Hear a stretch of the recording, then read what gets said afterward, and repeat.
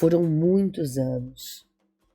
Na Umbanda e depois no Candomblé, sempre praticando a caridade sem distinção de raça, idade ou condição social.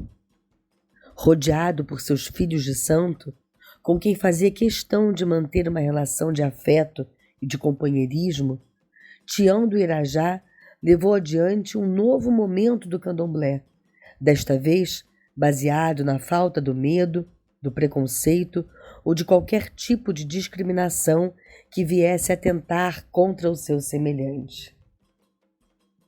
Seu crescimento espiritual e pessoal foi resultado do amor e da dedicação ao orixá.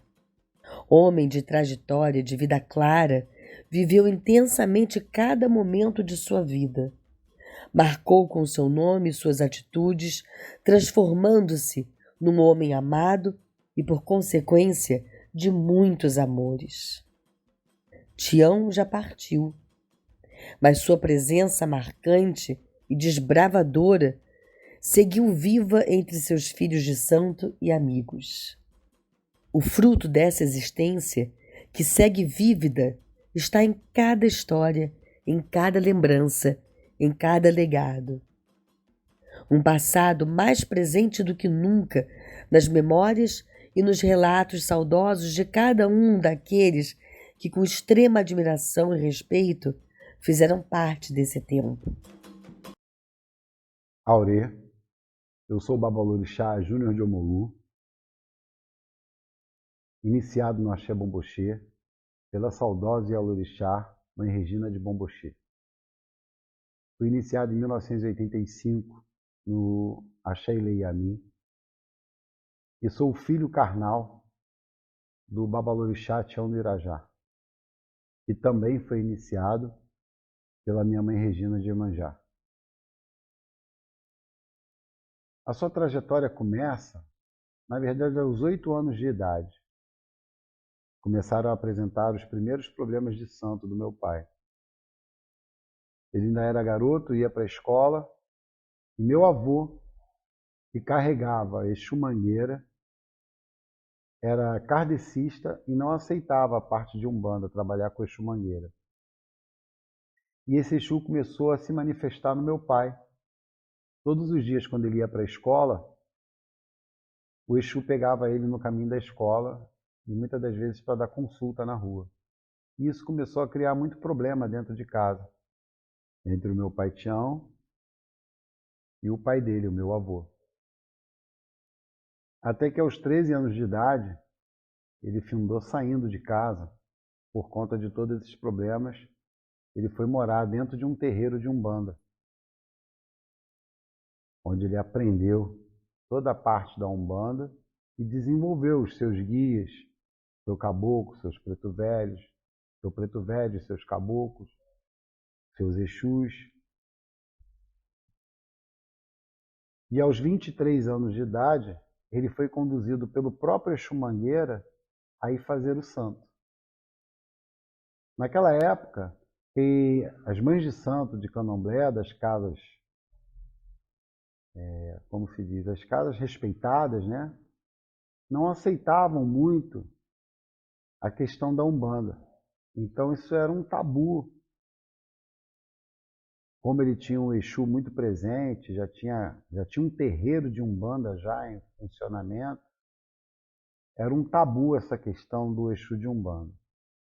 Mas a minha mãe Regina concordou em iniciá-lo, fez um trato com o Exu, do Exu ficar 1 ano sem trabalhar para que ele pudesse ser iniciado. E foi assim que foi feito. E da Umbanda ele foi levado para o Candomblé, onde também isso foi uma coisa que foi indicado pelo próprio Exu Mangueira. Quem indicou ele a iniciar no Candomblé, quem disse que ele precisava ser iniciado no Candomblé foi Exu Mangueira. Exu Mangueira foi quem deixou a determinação que ele procurasse a casa do Candomblé para ele continuar dentro da religião. Era uma coisa que traria muitos benefícios e que faria bem à vida e à saúde dele. Meu pai Tião viveu somente 13 anos de santo. Quando ele fez santo, né, já foi determinado que ele teria que começar a casa de santo. E ele já tinha muitas pessoas que precisavam se cuidar pela parte do candomblé. Ele era uma pessoa muito dinâmica, muito à frente do seu tempo. Isso, às vezes, para o candomblé antigo era muito complicado, porque toda essa doutrina, toda essa rigidez, ainda mais da minha Ialorixá, que era uma mulher muito séria, muito rígida, mas ela também foi muito amiga dele, porque ela entendeu toda a necessidade dele, tudo que ele precisava fazer, e ela ajudou com que ele conseguisse cumprir todas essas metas dele. Então, aos 3 anos de santo, na obrigação dele de 3 anos, ele ganhou o chumetá e já começou iniciando, junto com ela, os primeiros filhos de santo do terreiro, que foi a Isa de Oxumaré, Dalva de Inhansã e Tiãozinho de Omolu. E daí veio uma sequência de filhos de santo, para mais de 100 filhos de santo iniciados dentro do terreiro de Nanamburuquê, que era o nome do terreiro do Tião de Irajá, do meu pai Tião. Rua Getúlio, bairro Caxambi, Rio de Janeiro. Templo Nanã de Buruquê. Foi aí que Tião, homem forte e firme em suas atitudes, começou sua trajetória espiritual na Umbanda. Tempos depois, mudaria de endereço. Avenida do Automóvel Clube, número 2736. Bairro que se incorporou ao seu nome, Tião do Irajá, ou Tião de Exu Mangueira, como ficou conhecido dentro do candomblé. Nasceu em 20 de janeiro de 1937, sob o nome de Sebastião Francisco dos Santos. Para falar deste homem, primeiro temos que levar os nossos pensamentos à lembrança de seus guias. Caboclo Sete Flechas, Seu Junco Verde, Exu Mangueira, Tranca-Rua, Pai José de Angola e, principalmente, Pai Omuluz de Iguerã, o grande pai de todos que lá deitaram suas cabeças. Tião de Irajá era um homem ousado, era um homem que enfrentava a situação, era um homem que não tinha medo de nada nem de ninguém. Também meio que abandonado aos 13 anos, meio que largado de lado aos 13 anos, enfrentou a vida. Depois de adulto ia ter medo de quê? Não é verdade? Tinha medo de nada. Queria ser feliz. Vivia intensamente. Um adorador das mulheres. Um adorador do sexo. Um homem que vivia intensamente. Talvez porque imaginasse que a vida dele era curta. Ou por tanta tristeza e decepção que viveu na adolescência,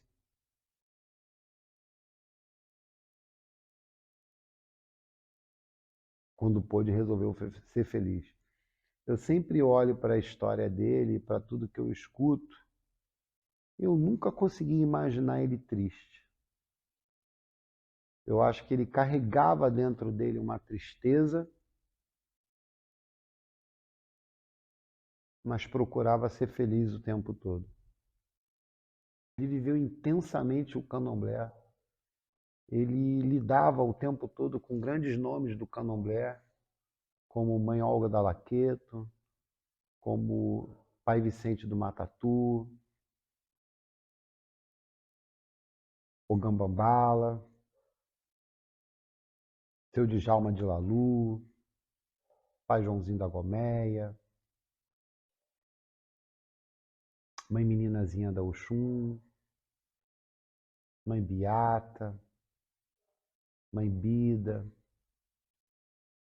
né? Grandes ialorixás da época, né? Já grandes pessoas, grandes nomes do nosso candomblé, E ele era muito influente com todas essas pessoas. Tião do Irajá começou dentro da Umbanda, por ordem de seus guias, passada uma década. No auge dos seus 22 anos, iniciou-se no candomblé pelas mãos da ilustre mãe Regina do Axé de Bamboxi. Na época de sua feitura de santo, mãe Regina do Bamboxê, como era conhecida, era a única que sabia o que fazer para que os guias de Tião respeitassem seu período de preceito e durante sua iniciação e resguardo de suas obrigações no mundo dos orixás. Foi com ela que Tião de Irajá iniciou sua jornada no candomblé, até que recebeu seus direitos e não tardou para colocar seu primeiro barco de Iaôs. Isa de Oxumaré, Tiãozinho de Omulu e Dalva de Iansã. Ao longo de sua vida, construiu amizades com personalidades respeitadas no candomblé, como Mãe Irene de Bamboxê, Mãe Olga de Alaqueto, Mãe Beata de Iemanjá, Ianitinha de Oxum, Pai Paulo da Pavuna, Pai Encarnação, Pai Djalma de Lalu, Mãe Agripina, entre muitos outros. Sou Maria Helena de Oxum. Fui feita no Bamboxi, com Dona Regina, de Iemanjá, Ogunté. E vou fazer agora 60 anos de raspada. Mas fiz todas as minhas obrigações. Até 25 anos eu fiz. Com ela. Simplesmente Valdir, filho de Ebom e Regina, nascido em 5, aliás, no meu documento está 9 de agosto de 1935, e desde esse tempo eu fui apresentado no 10º dia, na saída da lua, meu avô filho esperto, Américo Salvo, com Toshi, me apresentou ao sol e à lua, que eu seria provavelmente o herdeiro de Fá. Eu, mas Tião, a gente não era irmão de santo, a gente era irmão de sangue. Era. A gente sentava para contar, eu contava a minha vida, né? Vida, quando eu falo, esse homem está no meio. E ele sentava para contar dele. Eu assistia na minha casa. Quando o Tião chegava, Vila Aliança toda ficava, meu Deus, chega ele. Ele fazia questão, no começo da rua, ligar o carro bem alto. Eu digo, ai, vem Tião, lá em cima da cama. Aí, Soldado em alta, né? desce, descarada, que eu quero café. A vizinhança toda saía, ficava assim no muro. Eu não tenho vergonha, não. Eu não. Abre essa merda aí. Aí eu abri, meu Deus, o que é, Tião? Aí ele sentava. Bença, minha irmã, pensou, bença, meu irmão. Pronto, vamos conversar e tomar café. Era assim. Aí eu me despedia que eu tinha que ir pro banco. Era a nossa vida. Trabalhar. É, Eu tinha que ir pro podia ir embora. trabalhar. É. Eu quero fazer que negócio é esse? Você chega, o cara chega, vai, mas você sai de volta. É irmão do santo. Então eu entendo isso. Era uma vida gostosa, sabe? Eu ia me lamentar com ele. Ele vinha lamentar comigo a vida. Aconteceu uma festa de bandeira e todo mundo estava. No começo o barracão dele era toda de areia, da parte da macumba. Eu não estou sabendo. Vesti meu paletó, vesti minha camisa, quase sempre andava. Cheguei no banco de gravata, passei em casa, tomei um banho, voltei. Aí fui entrando. Quando eu fui entrando, o marido de Isa olhou para o marido e disse: sapato, você vai tirar o sapato. Aí Mangueira olhou e fez assim: e você tem nada com isso? Ele entra do jeito que quer. Eu chamei ele para tocar para mim, ele vai tocar. Não. Eu fui até depois e toquei, que eu não tocava muito bem. Ele me ensinou como é que tocava macumba. Mas eu sempre puxava mais boi do canto. Aí toquei um bocado para ele, e aquilo ficou gravado. Com respeito que é a entidade que ele decidia. E aí foi aí que eu tive mais uma intimidade com ele. Ele veio me explicar uma vez, no trabalho que eu estava fazendo. Ele chegou para mim e disse: quando você entrou na macumba com bem pensando, eu comecei a receber Exu Mangueira aos 5 anos, minha família não aceitava, mas ele vinha e fazia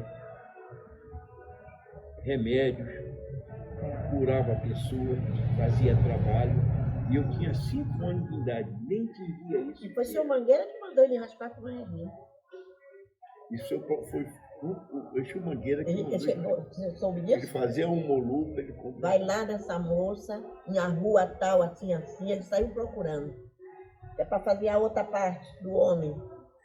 Aí uma Regina foi, entrou, fez o jogo, aí falou: mas Exu que te mandou, meu filho? Foi, dona Regina. É dona Regina, né? É. Eu morava com ela nesse tempo, né? Então, conheci a senhora, nunca vi falar. Ela disse: esse Exu, ele é vivo. Ela tinha um cuidado dele por causa disso. Tenho, que eu tive um problema, 2 palavras que eu disse, uma feitura, falava boba. Fiz a obrigação de 3 anos, agora está tudo bem, só vou fazer a obrigação das minhas filhas e acabou. Não acabou, que eu queria dizer compromissos, mas eu sabia que eu tinha que continuar a cuidar da minha santa. Eu tive 3 anos de hemorragia, não tinha médico que me curasse. E ele sempre acompanhando. Maria Helena vai vir, vai. Não tinha remédio nem médico. Vai, mãe Regina, não vou. Vai, mãe Regina, para vir. Aí, fui botar um jogo, mãe Regina falou: meu Deus, o que é que você falou com essa santa? Nada, falou. Eu tinha que fazer a obrigação de quê? 7 anos. Aí ele vinha entrando, mãe Regina se lamentando. Você agora tem que fazer a obrigação, minha filha, com essa santa. Eu, como, mãe Regina? Ele falou: o que é que falta? Mãe Regina, tudo. Ele disse: ganha 2 cabas para minha Oxum. Uma é minha, a outra é a dela. Aí esqueço o nome dele, marido de Judite.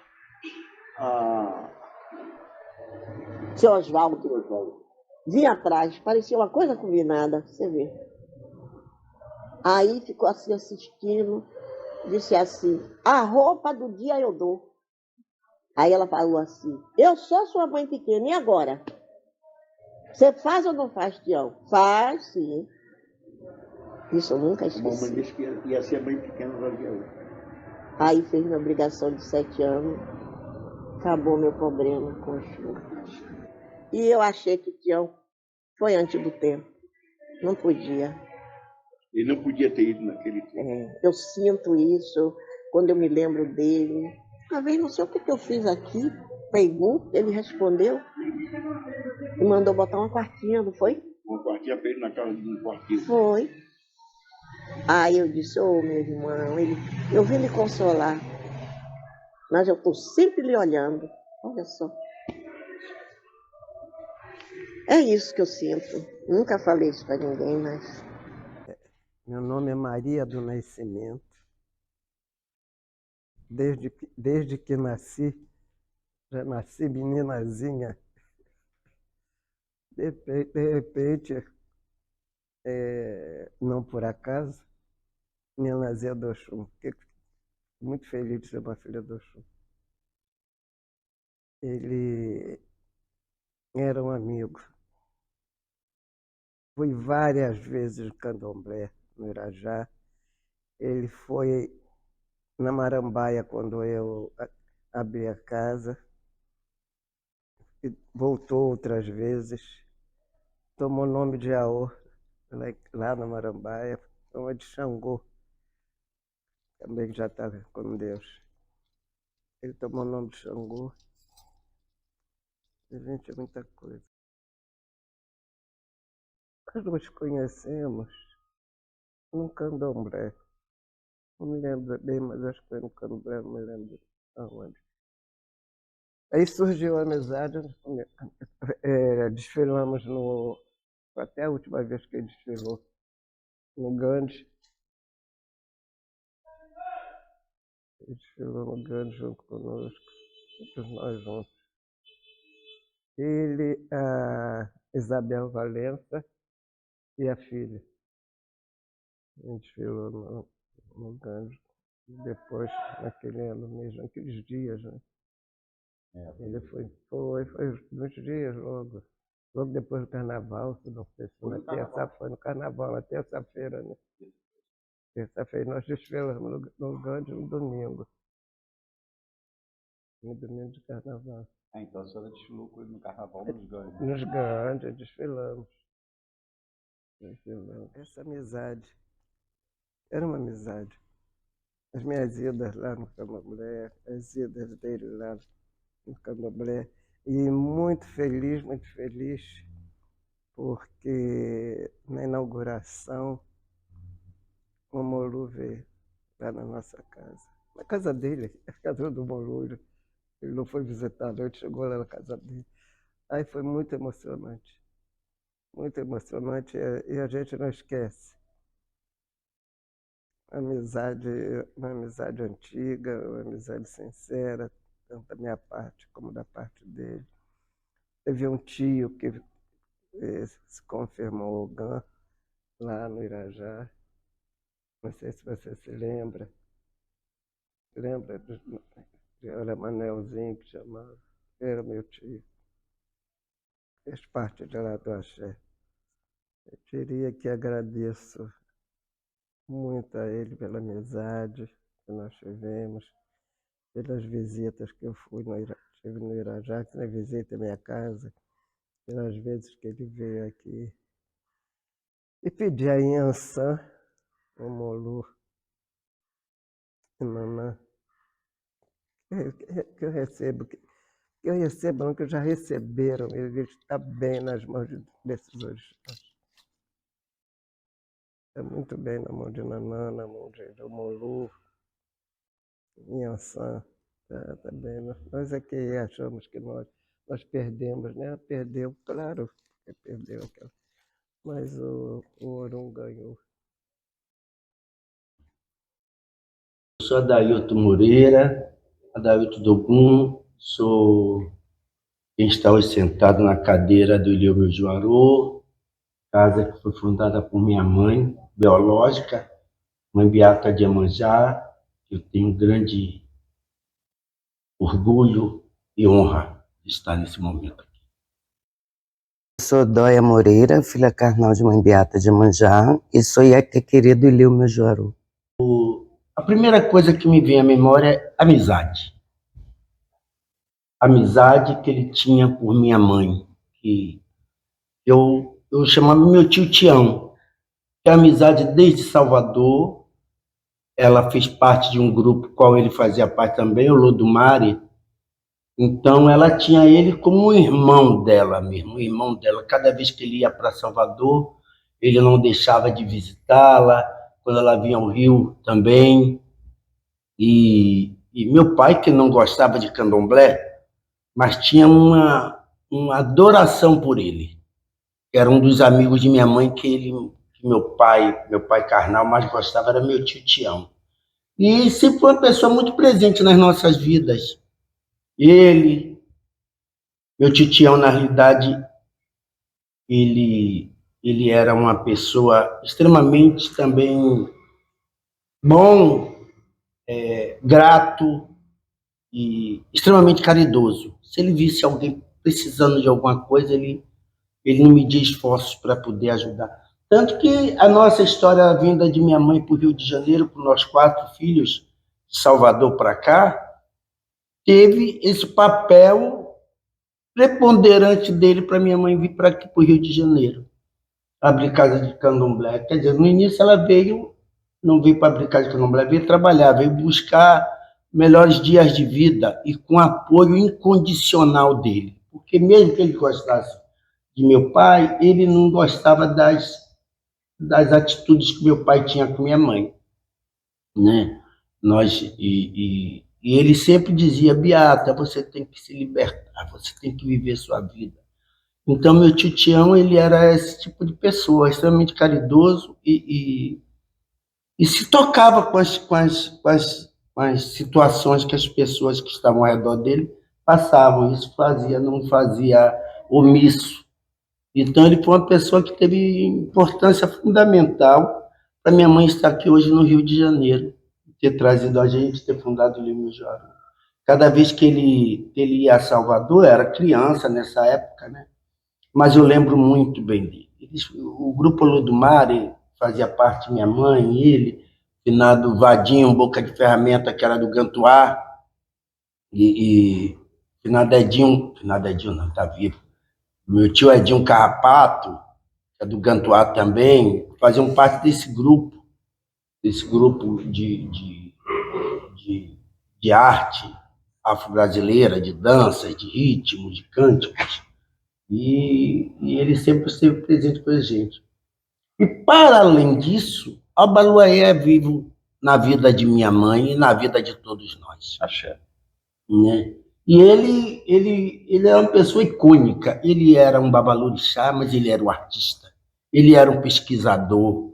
Ele era um homem que não tinha barreiras nem obstáculos para ele se aprofundar na arte, na sabedoria, na filosofia do axé. Ele tinha relações com várias mães de santo antigas, pais de santos antigos.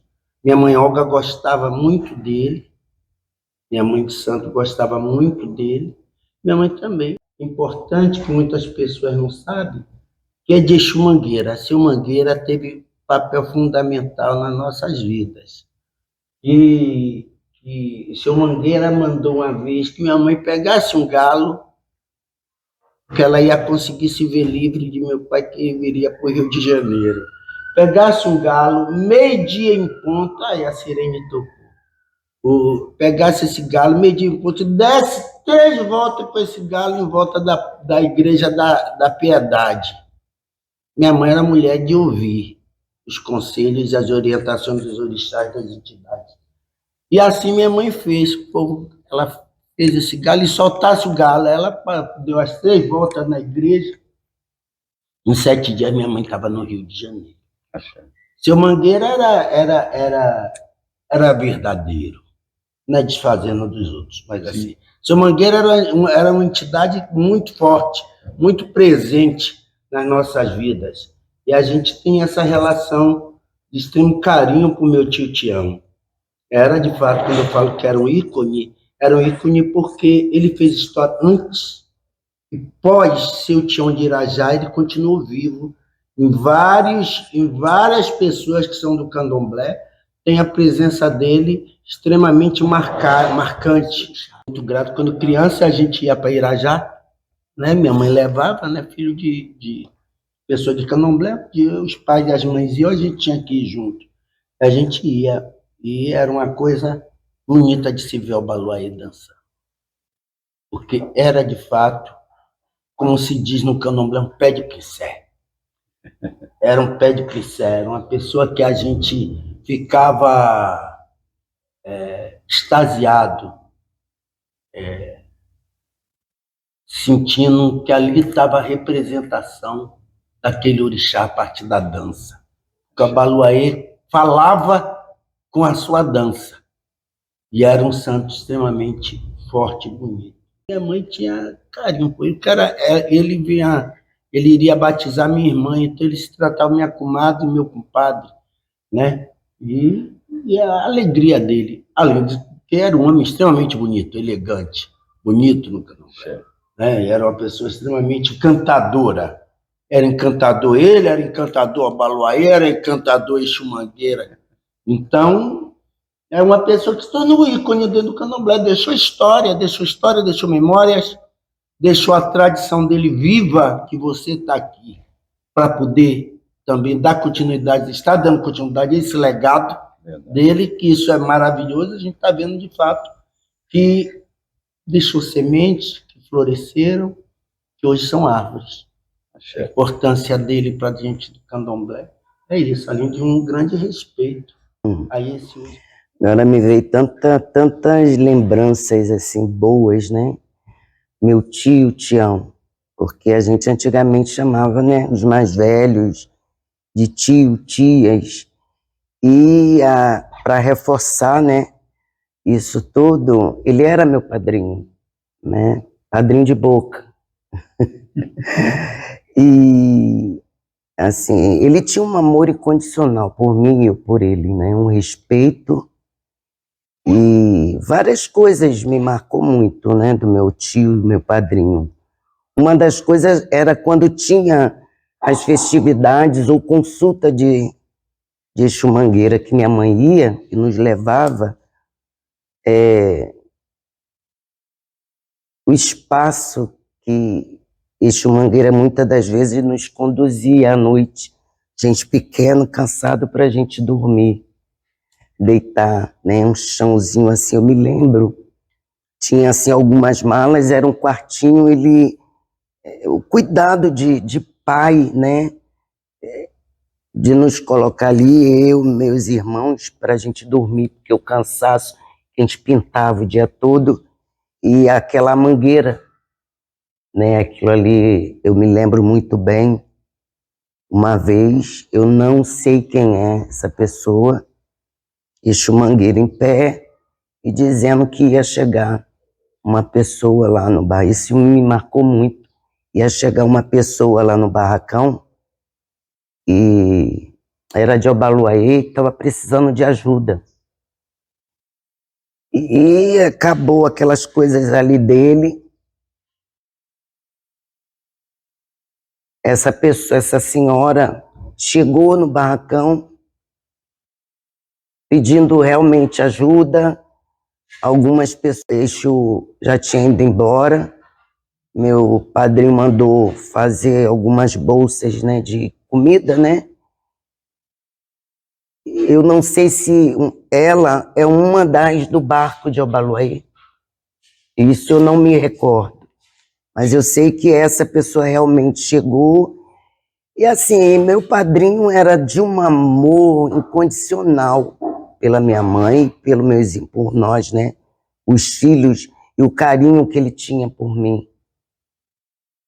Era muito forte, e eu por ele, o respeito. Acabou que as coisas se encontraram, e eu, depois de casado, eu fui morar em Irajá, próximo onde é o terreiro que está lá. E todas as vezes que eu passava, eu tomava benção e chamava muito por ele. Teve algumas situações minhas lá que eu passei e que eu chamava por ele Exu Mangueira, né? E eu tenho certeza que ele estava do meu lado e continua. E o respeito que ele tinha por minha mãe, e minha mãe por ele, o carinho, né, que ele sempre teve, como meu irmão Adailto disse, que ele foi um dos responsáveis da vida de tirar minha mãe daquele sofrimento que ela estava passando, né, com meu pai. E isso me marcou também demais. Foi me buscar sem avisar antes que eu faria parte de que ele queria me iniciar, que minha mãe não precisava dar nada. E eu assim parada olhando, né, era pequena, mas a gente sempre foi muito arisco, né, eu e a Adailto, e eu quieto, falei, meu Deus, eu não quero, eu quero fazer meu santo na laqueto, aquela coisa, né, família. E minha mãe, não, tia, minha filha não vai não. Minha filha não vai. E todos nós sabemos o porquê, né? Sim. E ele não gostou muito, mas, né, ele não tinha como me pegar pelo braço e me arrastar, né? Mas assim, continuo tendo um carinho muito grande por ele, tenho o maior respeito por seu Exu Mangueira, estou sempre conversando, principalmente nas segunda-feiras. Eu tenho certeza que na minha iniciação, né, eu sou iniciada por Celina de Inhaçã, Oiabenã, né, da filha de Santo do Alaqueto, que não está mais aqui entre nós. Iria rolar uma resguinha de ciúme, mas eu tenho certeza que eu seria a filha pequena dele. Sem sombra de dúvida, minha mãe iria fazer isso. Seria uma forma de abrandar, né? A ira dele, com certeza, o ciúme também. E, assim, seria um grande professor para mim, um colo que eu sei que eu poderia contar, e estaria aqui conosco, sentado aqui do nosso lado. Ele foi, e sempre será muito importante em nossas vidas. Nossas histórias foram muitas, não foi um dia, foram anos de história, de convivência, né? De amor, carinho, respeito, como meu irmão mesmo disse, referência, não só para nós, mas para várias pessoas. Eu acredito que ele ficaria orgulhoso de ver o que as sementes dele também se tornaram. Com certeza. Entendeu? Ele ficaria, meus sobrinhos, minha filhada, como é que eles estão, como é que está levando a casa de minha irmã. Eu tenho certeza disso também. Entendeu? Porque eles eram irmãos mesmo, confidentes. Eu iria tomar muita bênção. Porque ele foi uma pessoa, quando a gente está dizendo dessa relação de amizade, ele está dizendo que ele também nós somos o reflexo do que ele construiu junto com minha mãe para cima de nós. Porque não era só amizade. O meu tio, ele ajudou minha mãe financeiramente também. E eles trocavam muita figurinha de axé, porque antigamente o povo era unido nesse sentido de um ajudar o outro. Ele também ajudou muito minha mãe também troca muita informações sobre axé. Quando eu digo que ele era um pesquisador, é um pesquisador no melhor sentido da palavra. Ele não era um homem com ele não tinha viseira, ele era um homem de mente ampliada para axé. Ele era ícone nesse sentido, ele gostava das coisas de axé, de profundidade, de fundamento. Ele se preocupava em aprender, mas aprender nas grandes bibliotecas vivas. Nas grandes fontes. Né? Nas grandes fontes. Ele sabia a quem procurar e ele tinha respeito porque ele era querido por muita gente. Então, se meu tio estivesse aqui hoje, ele seria uma dessas minhas referências. Eu teria muito, sem sombra de dúvida, me aconselhar, me orientar, porque a gente sempre está aprendendo no candomblé. Então, ele faz falta nesse sentido também. Ele faz falta. Eu sou Ayer José de Souza Bambuxeu Obiticô, filho de Tertuliana América Sauser, Caetano América Sauser Bambuxeu Obiticô. Sobrinho de tia Regina, sobrinho de Irene, um dos sobrinhos mais queridos por elas.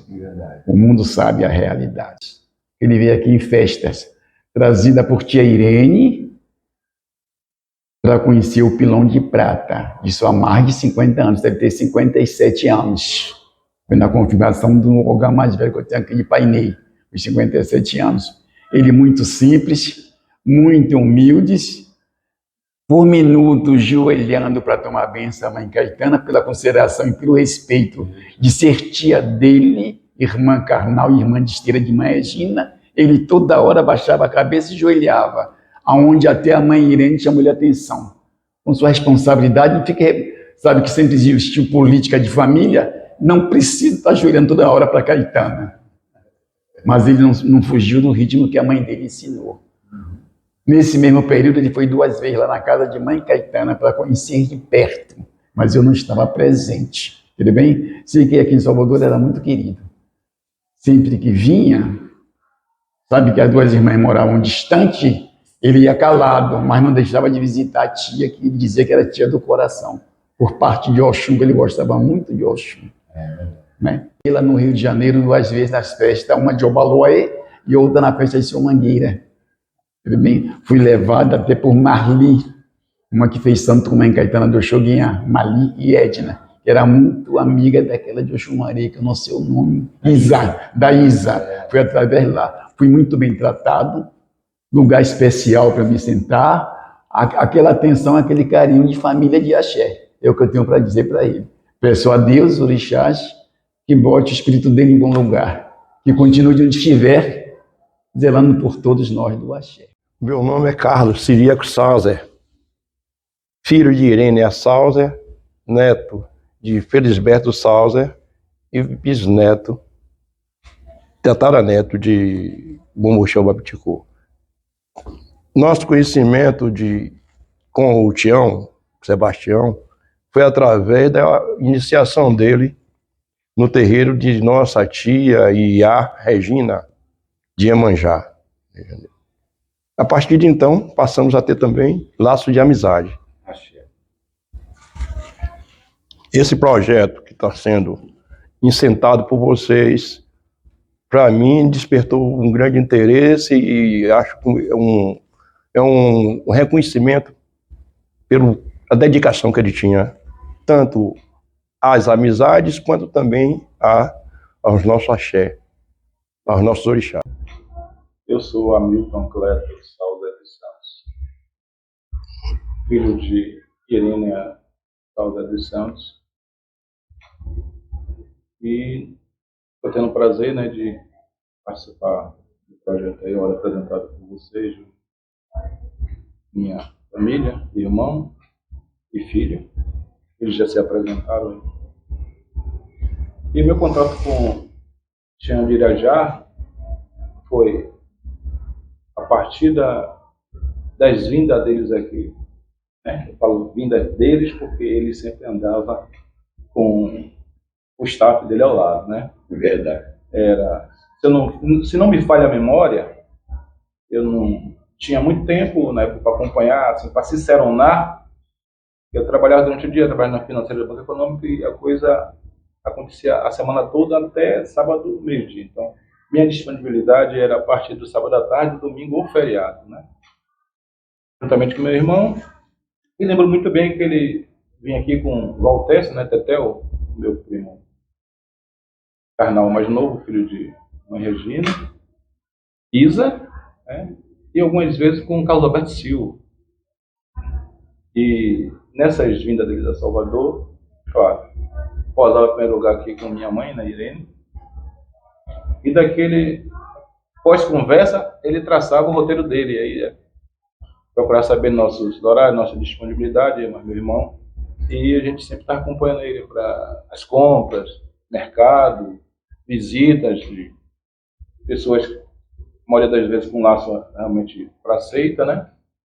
E a partir daí voltamos a nos encontrar no Rio de Janeiro, nas inícios do meu de férias, de trabalho, tal, até realmente os últimos dias da vida dele. É uma pessoa que sempre estava indo, nessa ida e volta, Rio, Salvador, nos procurava e nós sempre estávamos ao lado dele para onde quer que ele fosse. Eu sou a Aline Sauser, sou atual Yalorixá do Ilha Sheldon Babiticô e neta de Irênia Sauser, né? Estou atualmente ocupando a cadeira de Yalorixá desse terreiro. Fico muito feliz em participar desse projeto, apesar de não ter conhecido pessoalmente, obviamente, né, Tião de Irajá, mas fico muito feliz de poder participar. Me vem à memória a primeira vez que ele veio ao nosso terreiro, à nossa residência também. Chegaram de viagem e já tinham feito contato, né, por telefone, já possuía o telefone que foi fornecido pela minha tia Regina para minha mãe. Estiveram aqui em Salvador, chegaram em Salvador e nos procuraram. Ele chegou justamente com Isa, Carlinhos de Omolu, Valtécio, nosso primo, e passamos praticamente quase que o dia todo aqui conversando, e ele demonstrou interesse em visitar alguns terreiros de pessoas que ele tinha referência, etc. E aí foi realmente combinado, ficou combinado para nós fazermos essa visitação. Aí tivemos em vários terreiros tradicionais aqui de Salvador, Casa Branca, estivemos no Araqueto, Cantuá, com uma menininha, com essas pessoas. E feita essa via, digamos assim, religiosa, essa caminhada religiosa, aí ele resolveu se dedicar a conhecer outros locais típicos daqui de Salvador, etc. E ele era uma pessoa muito assim, interessada em cultura, em arte, né, baiana. E fazia coleções de obras de arte, coisas assim. E passou a ver alguns museus, visitou museus, feira de São Joaquim, hoje, né, na época, o Mercado Modelo, a feira que hoje ainda existe, que são a feira de São Joaquim, etc. Fez algumas compras, adquiriram materiais que eram utilizados na religião de candomblé, etc. E a parte dos roteiros, né, musicais, artísticos e tal, ele passou a sair também algumas noites, entendeu? Jantar, ir a locais que tinham atividades culturais, etc. E logo depois ele retornou ao Rio de Janeiro, se dedicou a fazer, ele estava com algum compromisso na época que ele iria fazer algumas IAOs, etc. E foi feito isso, etc. E ele passou a ser constante as visitas dele. Anualmente ele vinha mais de 2, 3 vezes a Salvador. Sempre nos visitava. Gostava de se hospedar em bons hotéis, etc., na orla marítima, etc. E ele também era uma pessoa que tinha uma capacidade muito grande de se comunicar e se relacionar com as outras pessoas. Inclusive, nós estivemos lá com a minha tia Caetana, com a Izinho, nosso primo, entendeu? E outras pessoas também do mundo artístico. Em uma dessas vindas dele também, ele esteve aqui com Marlene, e as pessoas que nós já nos referimos, que eu acompanhava, que também ligado a terreiro, ligado à religião de Candomblé, e fizemos também outras visitações.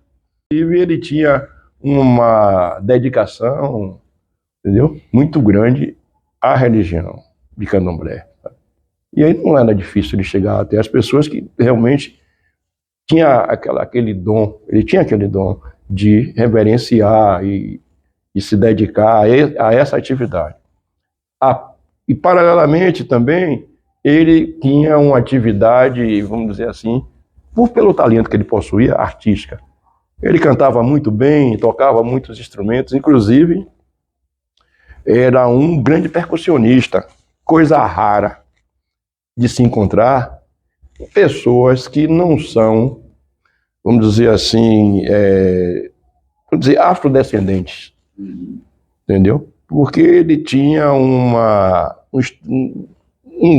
estilo de vida mais afrodescendente do que outras pessoas, porque ele era uma pessoa de pele clara, tá entendendo? Que uns acham que é branco, porque alguém chama de branco, mas ele não tinha essa afeição de achar que ele era branco, etc. Ele incorporava a vida de um afrodescendente, entendeu? Assim por via do candomblé mesmo. Aí ele tocava muito bem, cantava para os orixás, dançava muitíssimo bem. Então. De tal sorte que, em um certo período, já por volta dos finais dos anos 60, ele ingressou aqui e pelo Brasil afora num espetáculo que era o Viva Bahia, além de uma grande orquestra afro, era um balé, pode-se dizer um balé afro, muito festejado no mundo todo, famoso, etc. E ele entrou para esse grupo e introduziu ali, digamos, um elemento, ou seja, tinha uma participação muito grande, dançando, cantando, representando a entidade Exu dentro desse espetáculo. Inclusive chegou a ser levada à televisão em São Paulo, Rio de Janeiro, etc. O mercado popular, ele ficou um determinado tempo servindo de mercado modelo, porque estava em recuperação. O mercado modelo antigo estava recuperando por conta do incêndio. E fomos até lá para ele comprar os apetrechos, daqueles que ele queria, lembranças, coisa do candomblé que podia muito lá, né? E a parte do fundo, a parte de bar e restaurante, sempre aos sábados, um sábado à tarde, por volta de 14 horas, o pessoal fazia samba, uma coisa desse tipo. Aí tinha lá um batuque, assim, com pouca expressão, digamos assim. E aí Tião perguntou se poderia tocar um pouco, tá? Ofereceram um atabaque para ele, era um atabaque só. Não era timbal, não, atabaque mesmo. Ele botou o atabaque entre as pernas, estava suando bastante, era período de verão.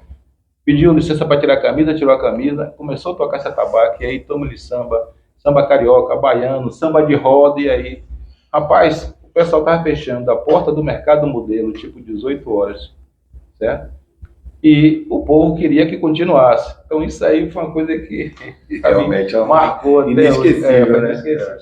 Foram mais de 4 horas de samba, o povo queria continuar, e a turma do mercado querendo fechar a loja porque já tinha história do horário. Uma das coisas que eu perguntaria para ele: Tião, como é que você consegue conciliar futebol, que você é doente por futebol, compromisso com seu Mangueira, cuidar de dezenas de filhos de santo no seu candomblé, certo? Viajar com cultura, certo? Dar atenção à sua mãe de santo, com esse vigor que você tem, e não fica doente e consegue ter, sabe assim, aquela média muito alta de tudo que você participa. Que fórmula é essa? Essa era a pergunta que eu faria para ele. Eu certamente iria, com muita satisfação, com muita alegria, parabenizá-lo. Parabenizá-lo pelo legado, pela herança, sabe? E porque você realmente encarnou, você recebeu essa energia, essa missão que ele transmitiu para você. Ele transmitiu para você de levar a religião de Orixá adiante, buscando as raízes, buscando seguir a ritualística que é determinante na nossa religião. De tal sorte que posso dizer com toda certeza, por um lado, poderia dizer que estaria assim com bastante saudade dele. Por outro lado, eu vejo em você essa permanência dele, essa eternidade dele, que na verdade nós temos a consciência de que a vida ela tem um prolongamento em outra dimensão, com outras expectativas, com outras atividades que não as atividades mundanas, do físico, do mundano, digamos assim, o lado biológico, mas o lado da vida espiritual, ela não se extingue com o passamento físico do corpo de nossos irmãos. E ele deixou, ele transmitiu e transmite para você essa energia, certo? Esse axé. Me veio à memória também que isso, ou seja, esse axé que ele passou para você, não foi coisa recente. Quando eu conheci você, você ainda não tinha idade de 1 ano. Depois da sua iniciação, eu me recordo bem, sua dedicação no terreiro de Ia Regina, no aprendizado, no respeito, procurando aprender a fazer as coisas certas, respeitando os mais antigos, com toda humildade, de pé no chão, cuidando de preparar as oferendas para os orixás, ajudando ela em todos aqueles momentos que são específicos das obrigações da religião, e de modo que eu teria realmente o grande prazer de parabenizá-lo, porque ele, com certeza, cumpriu integralmente a missão dele e continua a trazer, que eu vejo até no seu gesto, na sua maneira, na expressão sua, atenta, educada, comunicativa, e até a maneira de você sentar. de pousar de uma maneira espontânea, entendeu? À vontade, atenta. É essa maneira dele realmente proceder. E eu acho que ele realmente ainda atua através de você, através de outros que certamente o seguiram e o seguirão mais adiante. Eu diria para ele que ele tem a certeza que ele fez um bom trabalho, né? Mesmo tendo tido a vivência, né, com você, talvez muito pouco, né, porque o falecimento dele foi de forma precoce. Isso. E o seu nascimento também fez com que você tivesse uma confiança muito pouco tempo, né? Então, mas o legado que ele deixou, as pessoas que ele deixou para lhe assessorar, né? A forma como ele atua ainda, né? O egum dele atua na sua vida, né? Que ele tem a certeza que ele fez um bom trabalho, e que o legado dele está seguindo em frente. Eu sou Odilon, hoje eu sou Odilon de Chegou, porque fui feito dentro do Axé, Bomboxê, Parebama e Regina de Ebanjá. E eu me sinto feliz até hoje, por intermédio do meu irmão, o Babalorixá Sebastião dos Santos, eu fui conhecer essa senhora e foi até o fim dela, eu com ela e ela comigo. Hoje, eu me considero, já que agora, dia 24 de julho, eu faço 60 anos de Xangô, feito pela Yalorixá Regina de Ebanjá, do Axé Bomboxê.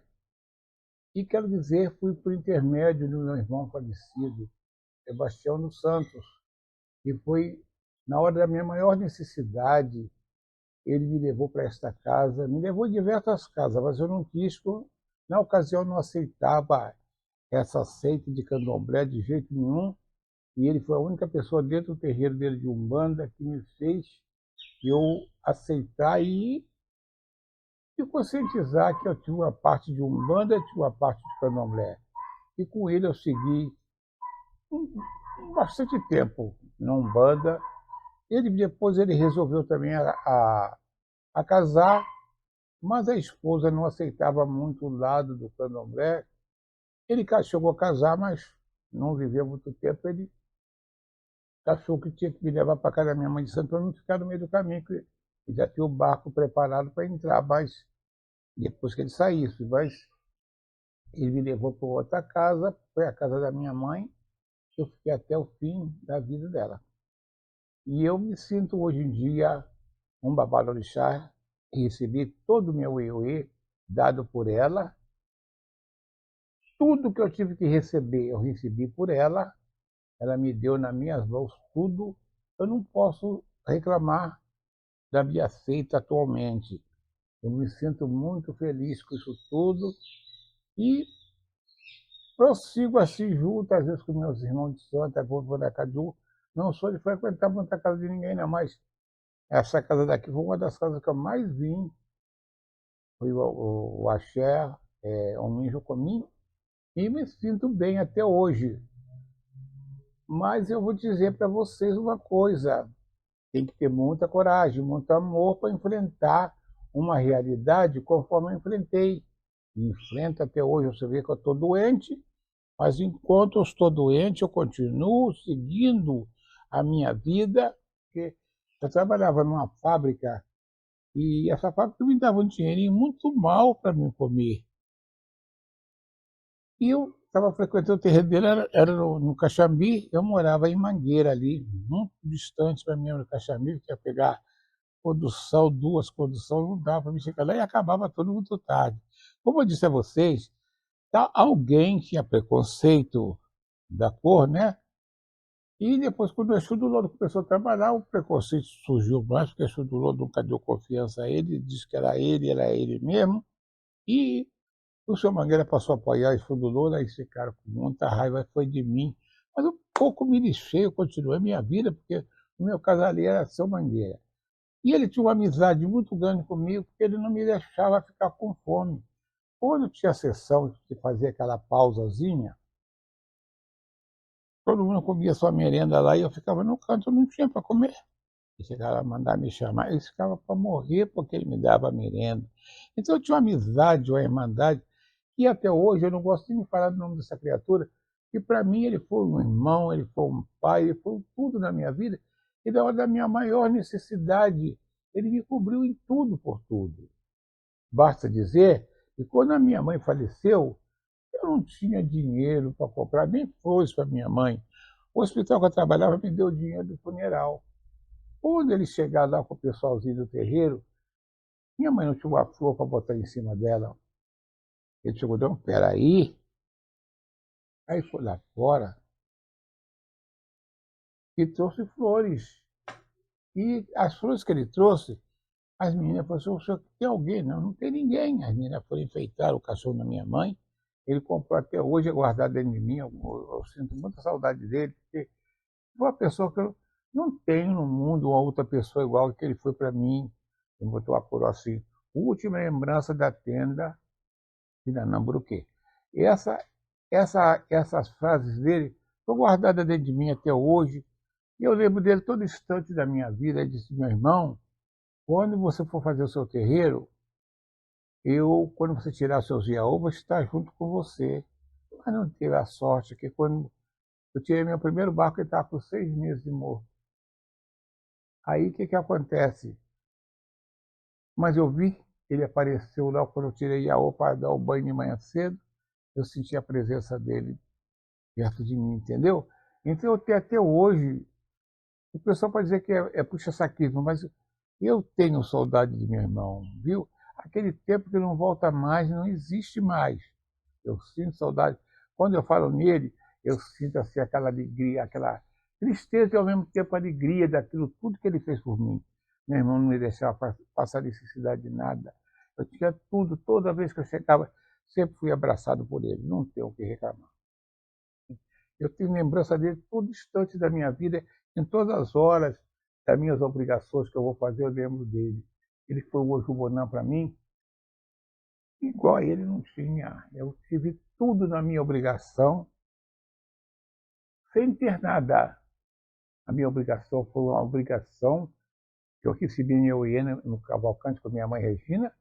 Eu tive tudo sem ter nada. A minha obrigação teve tudo. Não posso reclamar de nada. Todo mundo viu, todo mundo assistiu. Então, eu só tenho que lembrar toda a vida. É uma lembrança que não vai sair dentro de mim nunca, só quando eu descer o túmulo. Eu sou o Babalorixá Elias Janssan. Sou Elias Rufino Sobrinho, não é isso? E na nossa nação, no Candomblé, eu sou o Babalorixá Elias Janssan. Sou feito da nação Efon. Eu sou filho de santo de seu Francisco de Iemanjá, neto de seu Valdomiro Costa Pinto, bisneto de seu Cristóvão, que é o fundador do Axé no Rio de Janeiro, no Axé Pantanal. E eu estou aqui. Me iniciei em 20 de abril de 1966 pelas mãos de meu pai Francisco. E fiquei com meu pai até os últimos dias de vida dele. Então, sou Efon, brigo, nato e morro pela minha raiz, como você, que eu sei que você é do Bombochê também, só quer cada vez mais elevar o nome do seu axé. A mesma coisa sou eu no meu axé de Efon. Brigo, mato e morro pela minha nação. E estamos aqui. Então, eu falo pai com todo respeito à ancestralidade dele, porque ele foi um pai, um irmão, um amigo. Para nós que vivemos o Tião do Irajá, só quem viveu que sabe quem foi seu Tião do Irajá. A primeira vez que eu estive no Candomblé de seu Tião, com todo respeito, é seu Tião. Ele não era o Tião, para mim ele não era o Tião. E para as pessoas também que conviveram, era o seu Tião do Irajá. Uma pessoa dócil, amiga, amável, brincalhão. Aquele Exu Mangueira dele então era uma coisa. A gente, quando chegava lá que via o seu Mangueira, todo mundo se arrepiava, era uma coisa louca, uma coisa de outro mundo. E a certeza de você estar ali na presença de uma entidade. Sim, isso é tão importante. Muito, muito, muito, muito. Então, a primeira vez que eu estive lá, eu fui com o Babalorixá Torodê, né? Porque a minha amizade com o Torodê foi através, não foi de orixá, eu conheci Torodê, que eu fazia parte de um balé afro que ele tinha. Então as pessoas dançavam e tal, e eu ficava sacudindo a peneira. Eu não vim, devia ter 15 anos, por aí assim, pretinho, neguinho, né? Parecendo até um escravozinho. E foi aonde um belo dia o Torodê falou: você não quer ir uma festa comigo não, lá no Irajá? Eu disse, eu vou, gostava, né? Eu cheguei lá, eu fiquei assim encantado com a casa, encantado com o tratamento. Eu, um Iaô, fiquei encantado com o tratamento de seu Tião perante a todos. Não só Iaô, Abian, Vodunce, Babalorixás, Alorixás, eu acho que o tratamento que ele dava a um, ele dava a todos. Sem discriminação de idade, que você é isso, que você é aquilo, não. E eu achei aquilo, que eu guardei isso, que eu guardo isso comigo até hoje. Aí digo, puxa vida, antigamente, nós íamos nas casas tradicionais, nas casas grandes, tinha um tratamento assim maravilhoso que hoje, infelizmente, você não vê em certas casas. Sim, entendeu? As pessoas, quem não tem raiz, não se espalha. É verdade. Eu sou desse tipo. Então, a educação vem de lá. E era essa educação que eu vi na casa que o Omolu chegou. Mas não foi Olubagé, não foi nada disso. Uma festa que teve lá, não lembro, sinceramente, há muitos anos. Isso tem mais de 50 anos. Sim, é. Eu nem lembro mais o que eu comi ontem. Algumas coisas ainda lembro porque você, jovem, a sua cabeça está fresca e você conviveu. Não é isso? Então, a convivência que eu digo é a frequência. Eu fui lá algumas vezes, mas aquilo marcou, entendeu? Marcou. E algumas pessoas que, da minha época ali, que foi Ilza do Xumaré, né? Ebomilza hoje do Xumaré, que nós fomos praticamente Iaô juntos. Aí nós sentamos, eu sentei numa Enim ao lado dela, e aí nós ali de cabeça baixa começávamos a conversar, ela saía, levantava, ia para lá e tal, voltava. Então isso marcou mesmo. Outro dia eu estava até conversando com a Ebome, e ela falou, é mesmo e tal, pô, legal. E o finado Betinho, também, que foram da minha época.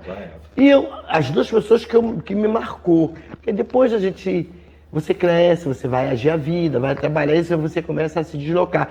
Também veio ao falecimento dele, né? O falecimento dele, então, aí as pessoas se descolam, se desligam mesmo. Mas foi muito bom, muito bom. Eu falar em seu Tião, Didi, eu fico emocionado. E eu fiquei assim, satisfeito, estou satisfeito e emocionado. Muitas amizades dentro do candomblé, muitas pessoas, muito querido dentro dos axés, do Apofonjá, do Cantuá, do Alaqueto, da Casa Branca, todas essas grandes casas, muito querido, muito reconhecido, muito conhecido. Todo candomblé que ele ia, ele procurava subir na tabaca, ajudava a tocar, ajudava a cantar, ou seja, nunca estava como um visitante, e sim como um integrante da casa. Então as pessoas acabavam nutrindo esse carinho, essa amizade por ele.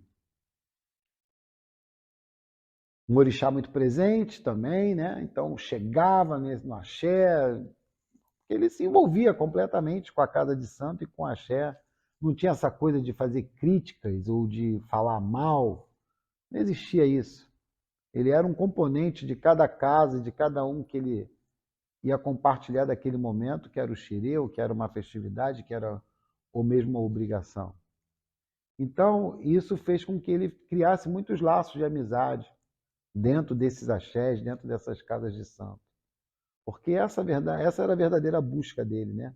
Ter uma boa relação e viver dentro da vida de santo com alegria e com satisfação.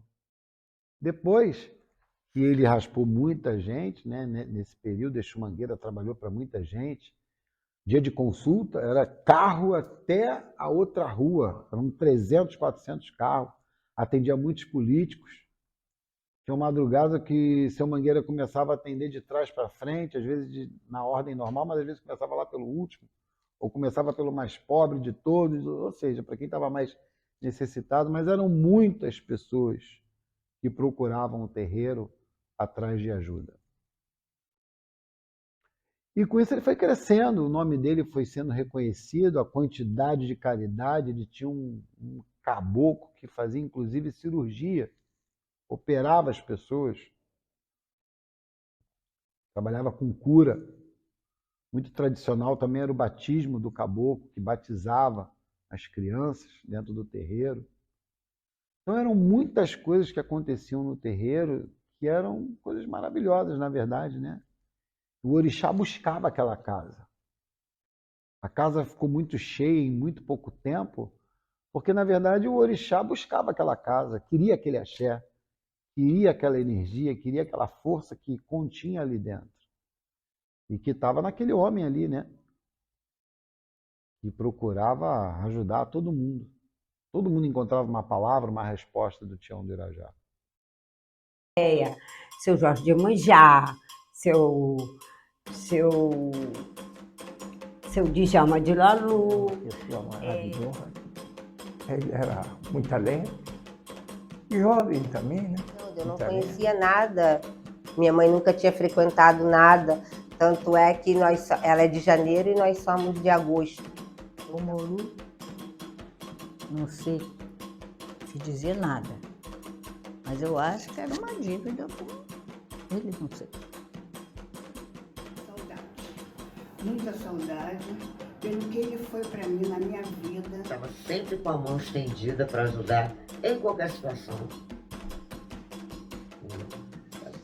Eu tenho uma foto dele em casa, entendeu? Eu sempre estou, às vezes, conversando, falando. Com a minha perna, né? Mas já que me levou para dentro. Ele ia lá bater de frente com aquele marido que batia na mulher, na frente dele. Ele fazia aquela coisa meio de que psicólogo, meio de psiquiatra. E aqui dentro ele continua presente na vida do meu pai, como o Tom Beia Ked falou, ele sempre está presente.